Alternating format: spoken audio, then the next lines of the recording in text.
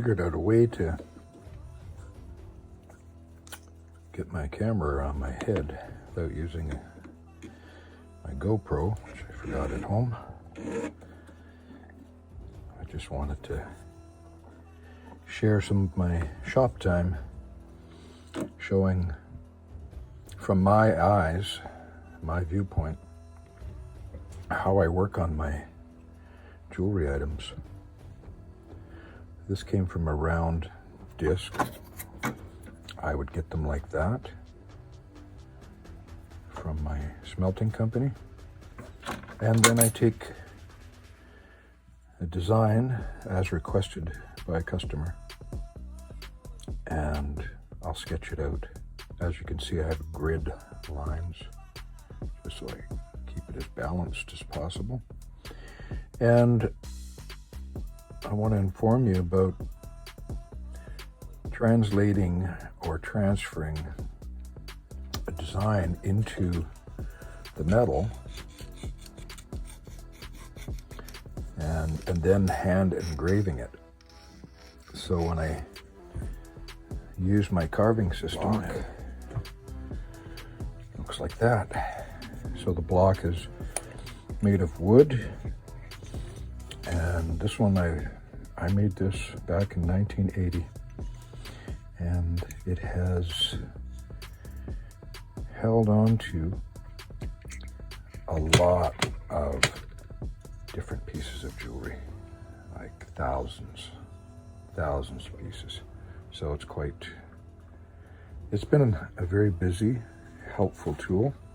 So moving around in my little shop here up at Qualicum Beach, got a great location where I can go out and head down to the waterfront when I need to get some focused breathing space, breathing time, meditation time.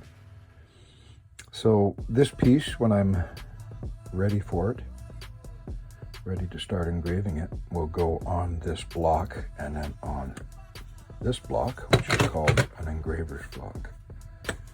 And it's got a vise on it and it holds things, and I just clamp it in.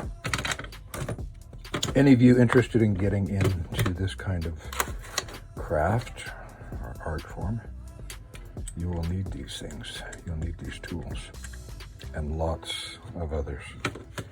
But this pitch, when heated up, this piece will stick to it because you heat the piece up with the torch and it will stick there, and once this cools down you can work on it and hand engrave it by using a lot of pressure.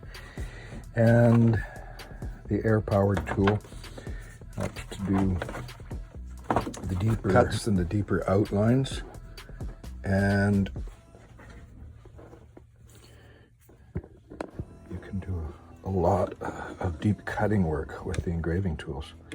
But right now I have cut this out, and right now I am going to file all the edges, get them all cleaned up, and you can see the movement of my file. The teeth point forward on the fine file, and I use it to get into tight spots, and just working all these edges, cleaning them up so that they're nice and smooth. And then when I take it to the polishing machine, it'll make it even more smooth and high glossed. So there's a bit of a creative process to filing, because it is complementary to the rest of the design. So you want everything to be perfectly clean, smooth, and then not infringe upon the actual design. So you got to be careful you don't scratch the surface with the file, because it'll take a lot of extra work to clean it up. But I will go around all these areas, cutting in between all the claws, and I'll keep doing that. And then I work with another fine file, and I just keep smoothing those edges, rounding anything that's not smooth. So I take all the little cut marks out that I use for my, that are a result of using this cutting tool, cutting saw. And like this piece, I have a few other ones I've been prepping, getting ready for the next process of filing, cleaning those up and getting them ready for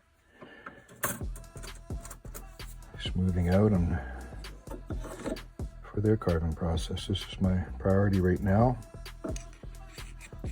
So I'm going to keep filing this, getting it to a nice, clean, smooth state. So thanks for joining me. I just wanted to try out this new way of sharing my creative process in my workshop. Look forward to sharing more with you in the future.